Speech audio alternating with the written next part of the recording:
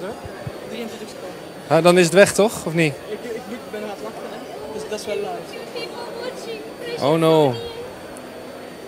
So we're live streaming now. It's about 30 seconds. And now we hoor my first to the booth. Ja. Ja, het is stilte. Het is niet erg. I have been wondering, is there any question?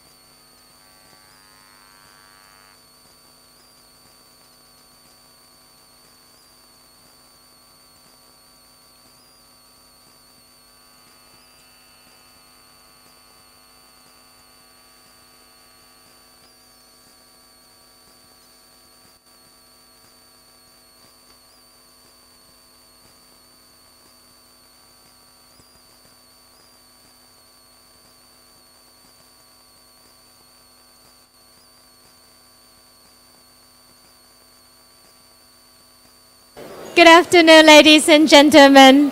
Welcome to the Wolf Oil Conference this afternoon. So before we begin presentation, I would like to introduce you to the opportunity to win the WRC Latte of your choice in 2018.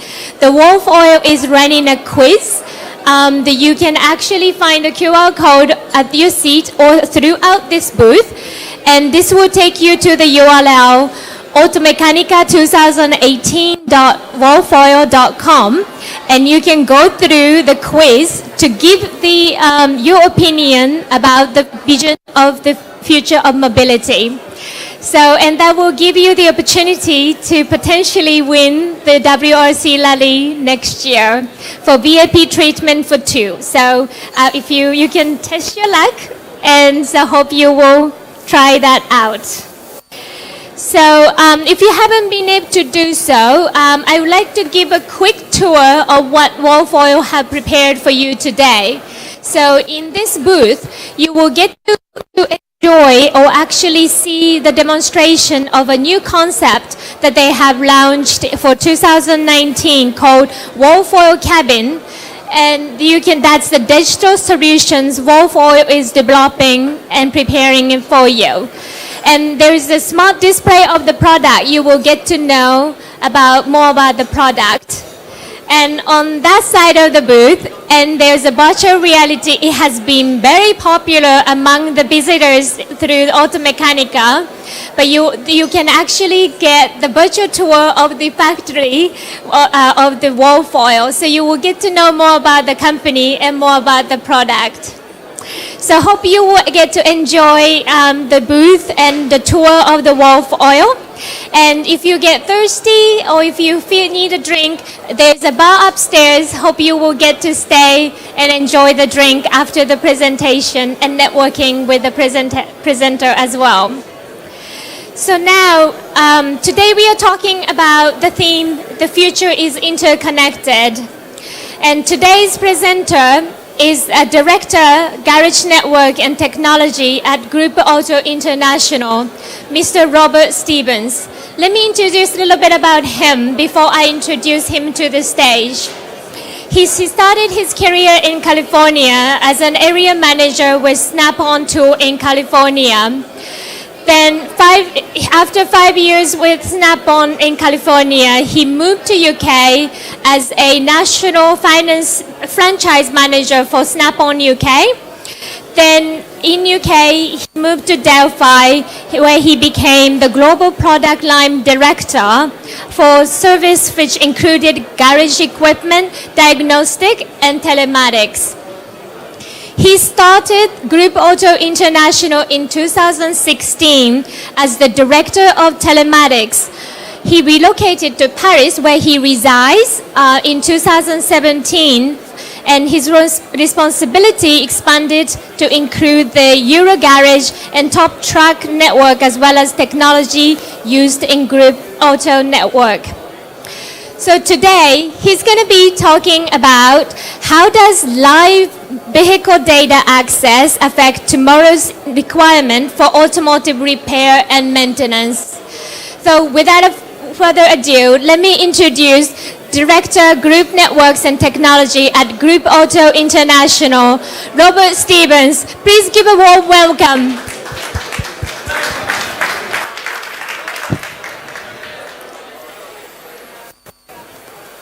Good afternoon. I need to start by saying I'm from California, and 10 years in the UK hearing that I don't speak English properly. So I'm very grateful that I do not have to try and do this in German. So thank you. Today I want to talk to you about the fact that tomorrow will be different. But before we talk about tomorrow, we need to understand how things work in the aftermarket today. So, for example, today, vehicles are fixed at the dealership while they're under warranty. I know we can work on them. I know we can do it, but that's just what happens. And today, those vehicles eventually transition to the aftermarket. And they tend to do that for different reasons. Usually it's because the owner of that vehicle, maybe they moved to a location where there's no dealership. Maybe they kept their car long enough that it was no longer under warranty, so they decided to come to the aftermarket for service. But really what usually happens is the owner of that new vehicle sells it, and someone else buys it as a used vehicle. And that new owner makes a decision. Should I continue to take it to the dealership, or should I come to the aftermarket? And right now, we do fairly well on attracting those customers today. Today, vehicles tend to be brought to a repair garage either because something breaks, and let's be honest, usually something small breaks, and they ignore it until it becomes something big, and then they bring it to us to fix it. And the other reason they bring a car to a repair garage is because it's due for scheduled maintenance. If they're aware of that, finally when the little blinking light becomes annoying enough that they decide to have something done. That's how it works today. Tomorrow is going to be different. Today, if I said, why does a car come to the aftermarket? It's usually because of proximity. There's no dealership around, but there's a nearby repair garage. Or availability. The dealership can't see me for 2 months, but I can get an appointment tomorrow with the aftermarket. Or we're cheaper. Now, I hate those as the reasons why people come to us. And once they come to us as a customer, we take great care of them and we have a loyal customer. But this is today why a vehicle moves to the aftermarket. But you have to understand tomorrow is going to be different.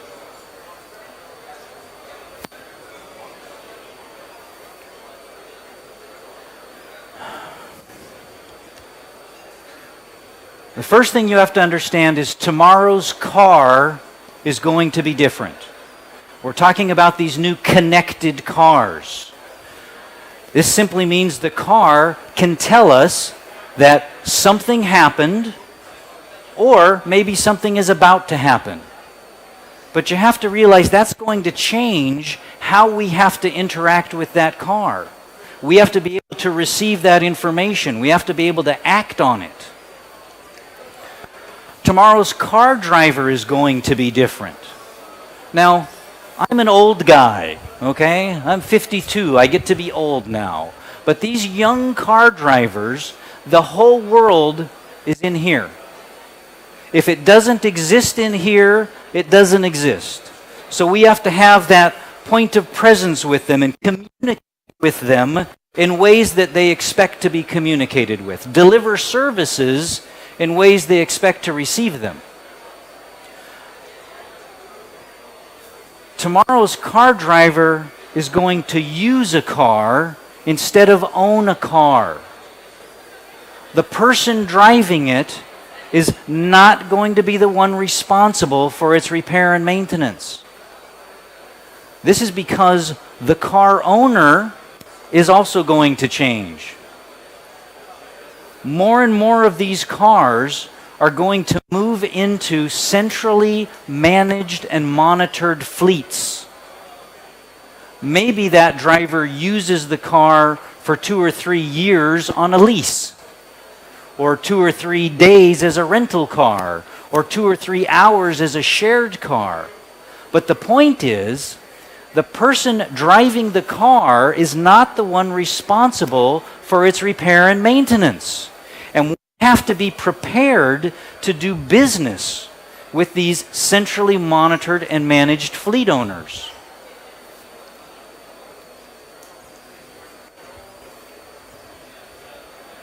Here's the problem. When I talk to a repair garage about how things are changing, I always hear everything's fine. Today, everything's fine. I've got plenty of customers. All the guys are busy. Everything's fine. The problem is not today. Tomorrow is the problem. Here's how things are going to change. Let's say tomorrow is 3 to 5 years from now. That repair garage expects a new customer to show up. Someone they've never seen before with their car. And here's the problem. That person is not going to show up. The new customer the garage expects is not going to show up. Why? Well, there's two main reasons. The first reason is because the dashboard of their car is going to be saying to them, your car is due for service. Your car has a technical problem.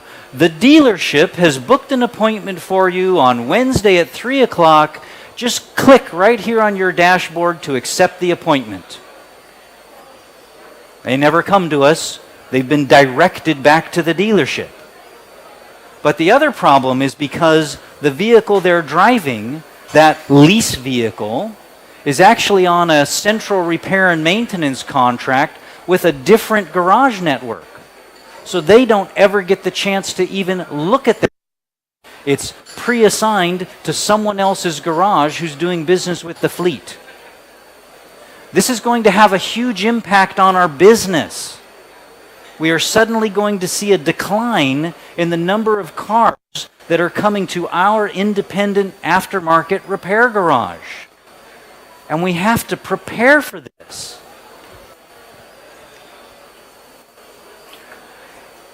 You have to realize that the dealerships are already preparing. They're creating applications and services for the car driver, for the fleet manager. They're doing this right now. The aftermarket must do the same thing, or we simply will not be able to compete. The Aftermarket Repair Garage Network, that one's mine. You're welcome to bring your car by. We have to prepare for this transition. We have to start building the services and gaining the understanding so that we'll be able to compete. And to me, tomorrow is about interconnectivity. Connected is not enough. I can have a connected car and I can get a signal from it that it needs a service. Okay. But I have to be able to take that single piece of information and know what parts are needed. What's the manufacturer cross-reference? What's the stocking levels? What's the, net and list cost of those parts? Which garages are available and capable of servicing that customer when they want that done? We have to link that one piece of information to lots of other things in order to deliver a valuable service. Connected is not enough. So, how do we access these connected cars?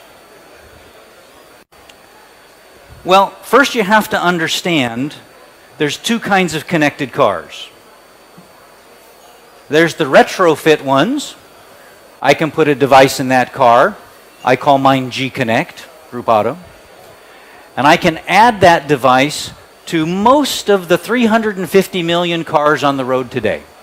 They're OBD port. But there's another kind of connected car. These are the ones where they're built by the vehicle manufacturer with a system already inside of them that sends data. And you have to realize that the entire car park, as it is now, is eventually going to transition to these connected cars. That's great. All the cars will be connected. I don't have to put a little piece of hardware in them. Wonderful. There's some problems. Let's look at the retrofit cars first, because this is what's available to us now. Okay? Now, at Group Auto, I have a system where we can get data from a vehicle using a little device.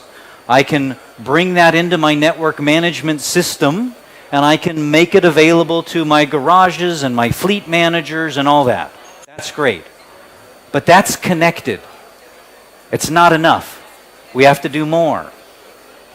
For example, I need to link it to our technical information providers so that we know what the trouble code means, what service, what are the requirements of the service.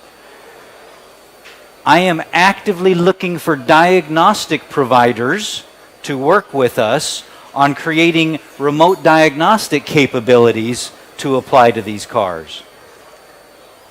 I'm working with all of our parts providers, and if there is a parts provider here that works with Group Auto and I haven't talked with you yet, come talk to me, because there's certain information I want to get from you to add into this system to help enhance the value proposition of your parts.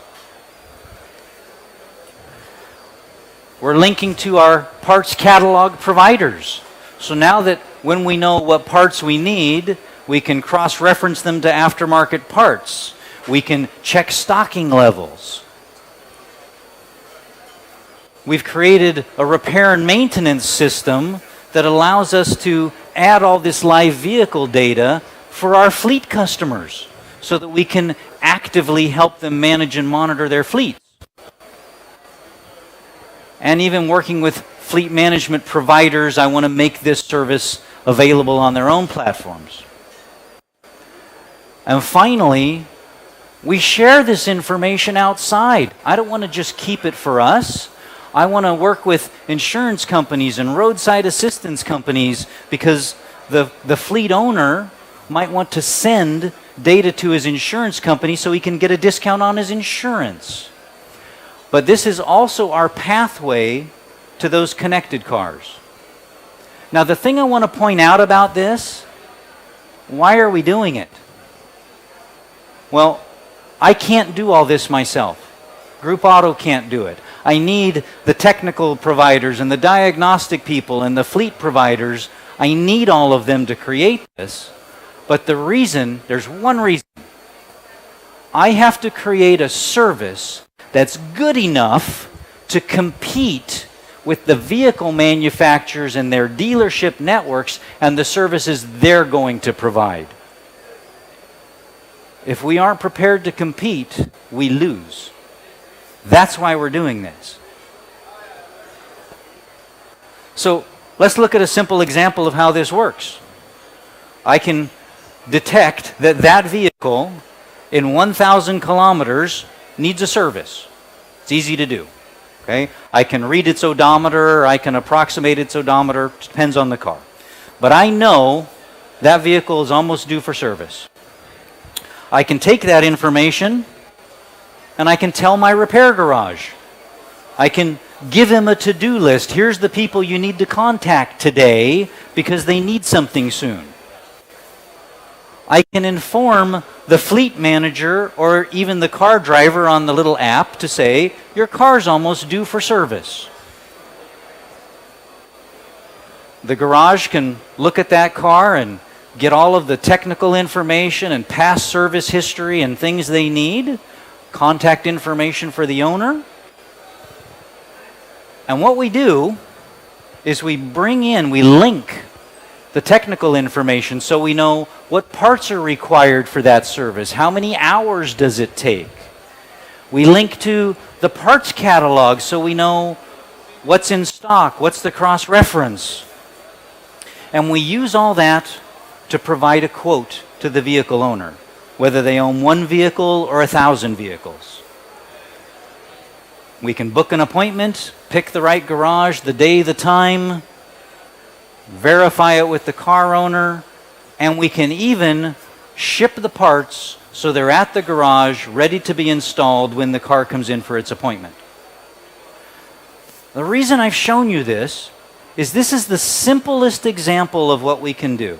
The most basic information, an odometer reading applied to a scheduled maintenance. That's the easy version. But unfortunately, if we're going to compete with the dealerships and the dealership networks, that's not enough. Just an odometer reading is not enough. We need things like diagnostic trouble code information, malfunction indicator light, wear and tear monitoring for things like brakes and belts and hoses, battery and charging analysis so we know a battery is starting to fail. Let's replace it before you end up on the side of the road. The ability to look at specific sensors and determine what's happening with the car. Fleet services. Link them to my repair garage network so that we can fix your car wherever it's at. E-call services. And ultimately, dashboard access. Here's the problem. With these new connected cars, I don't get any of that. If I don't have all this, I can't create a robust enough product to compete. I can do all this with my inbuilt system, but this transition to connected cars is going to be a challenge. Now, the vehicle manufacturers all know they have to give us access. Okay? There's no argument there. But what are they going to give us? I want you to understand something about these embedded systems. The first point is, these connected cars with these embedded systems only send their information to the vehicle manufacturer. They send a huge amount of information. That car sends 7,000 lines of data, but only to the vehicle manufacturer. But the vehicle manufacturers know they have to give us access. So there's something called extended vehicle. And if you've never heard of extended vehicle, you will. This is the generic term for the system that the VMs let my independent mechanic use to access the data from that car. There are a few problems. The first problem is simply the amount of data they will let us see. That car sends 7,000 lines of data.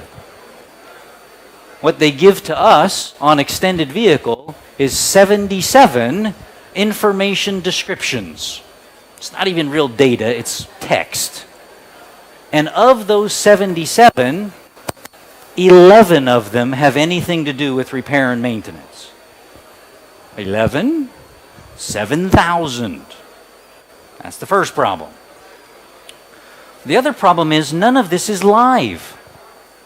I met with a vehicle manufacturer and they said, "Why aren't you happy? We give you lots of information. We even give you the temperature of the car at 5 o'clock every day." What am I supposed to do with that? If I can monitor the live temperature and I see it go up, well, I can respond. There's something wrong. But if they only tell me that at 5 o'clock every day, that's of no use to me. The second problem is just the cost of the data. With extended vehicle, the vehicle owner has to pay to get his data, to make it available for himself. And then if we as the aftermarket want to provide a service, we have to pay as well. And the amount we have to pay for only getting 11 useful bits of information, it's a ridiculous amount. And the third problem is monitoring. You have to remember, the vehicle manufacturer and their dealership networks are our competitors for working on that car. But with extended vehicle, we have to tell them, how are we going to use that data? We have to tell them which aftermarket garages are working on their cars. And we even have to tell them which vehicle owners are coming to us for service. And I assure you, they're going to contact those vehicle owners and explain the error of their ways and why they should be coming back to the dealership for these services. And despite all of these problems, I've been at meetings with the vehicle manufacturers and the European Commission, and the vehicle manufacturers don't understand why we're not happy with this.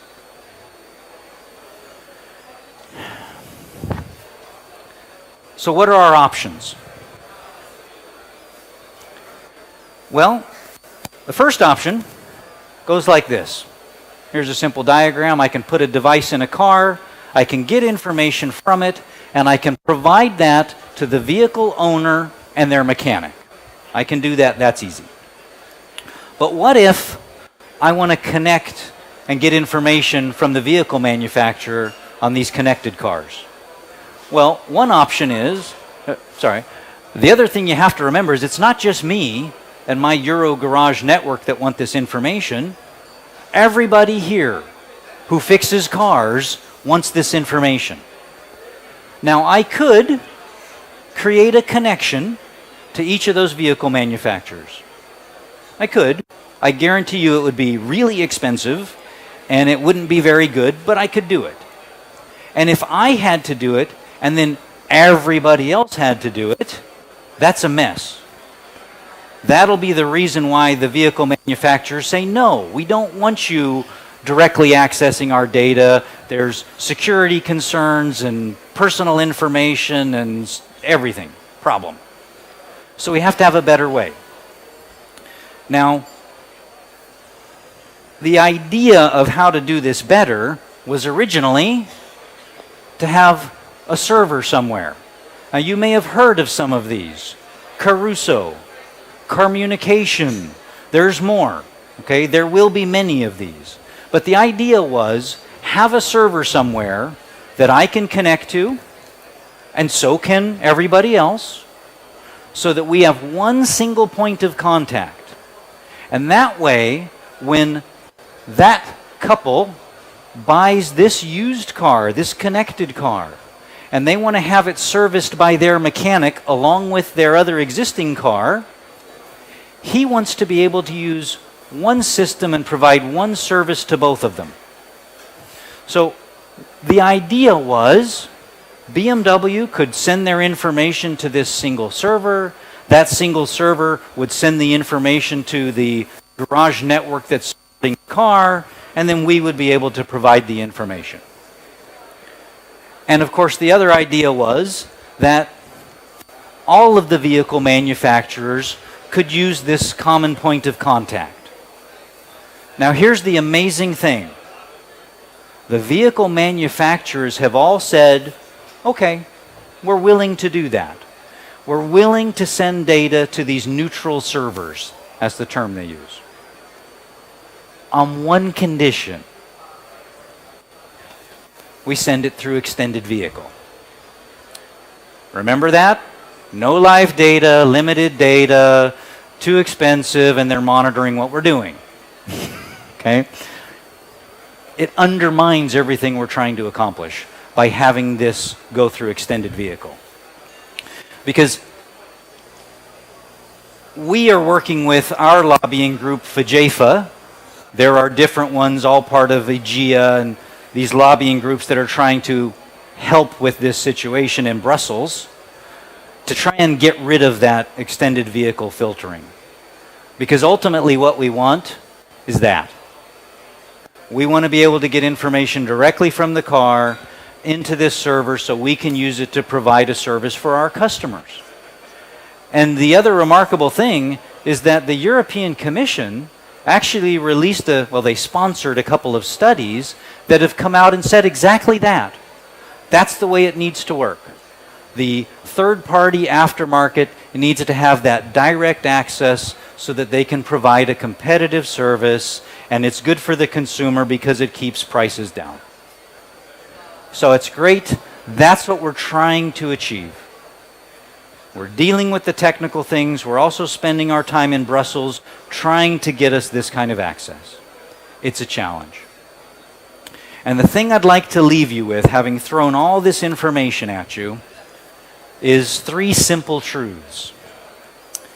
The first truth is that vehicle technology is changing.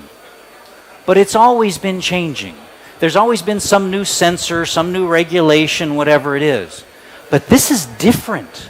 This connected car stuff is going to change how we do business.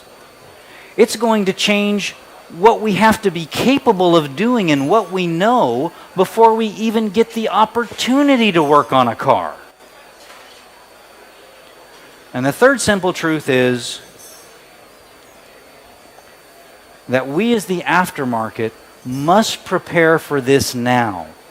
Because if we don't, we are literally going to miss an entire generation of the car park until we get to the point where we can get that direct data. And we can't afford that. So with that, I hope this has been helpful information to you. Do you have any questions? Now, when I don't get questions, I either assume I did a remarkable job and answered every question, or I didn't do a very good job and you have no idea what I'm talking about. Any questions? You did a remarkable job. Great. Oh, yes. Would you say that the challenges that the aftermarket faces in terms of having access to the data and the OEMs sharing the data, are those challenges, would you say they're similar in Europe and the United States? Because I'm hearing similar things in the US that the OEMs are not sharing this data or they're reluctant to. Could you compare what's happening in North America versus Europe as far as the connected car data sharing? There's some similarities and some differences. There's a very different balance of power, if you will, between the aftermarket and the dealership networks in Europe versus the US. That's one part of the factor. The other factor is how access to data is treated. For example, here in Europe, when we say data protection, it's about someone not being able to use my data against me in a way that I didn't allow them to. But in the US, when we say data protection, it's more of a technical thing about not letting someone have access to your data. So the approaches to how we provide this data, what's accessible, they're a little bit different, but obviously there's a lot of commonalities. But there's strange things that are very different between the US and Europe. I mean, a simple example is the vehicle identification number, the VIN for your car. If I'm in the US and I take the VIN of the car, I can tell you what stereo was in it and what color it was painted when it was new. Here, if I put the VIN in, hopefully I know it's one of these 25 cars. Okay? And the European Commission, I saw a letter from the European Commission to acces, the vehicle manufacturers, and it asked for three things. One of them was, give us proper VIN decoding. The response from acces was, we cannot fully decode the VIN for the aftermarket because it would violate the data protection of the car owner. I don't even know how to process that. So unfortunately, we have a technical situation clouded by commercial and political factors. And we just have to push our way through it. Any other questions? Wow, I am very good. Okay, thank you very much for your time. I hope it was useful. Thank you. Thank you, Robert, for inspirational presentation. Thank you so much. Would you be joining us for the bar later? Absolutely. Great. Thank you. So, if you enjoyed this presentation will be also shared and uploaded on YouTube channels, Wolfoil YouTube channel. So please feel free to recap what you have captured today as well. So, please feel free to join upstairs for the drinks. And, they have, Wolfoil is the specialist blender. So they have a very special cocktail prepared for this Automechanika. So hope you get to enjoy and network and, enjoy the rest of the day. And we will be back on this stage tomorrow morning at 10 a.m. talking about product innovation, and also at 4 o'clock talking about the future of mobility. Once again, thank you so much for your time and enjoy your evening.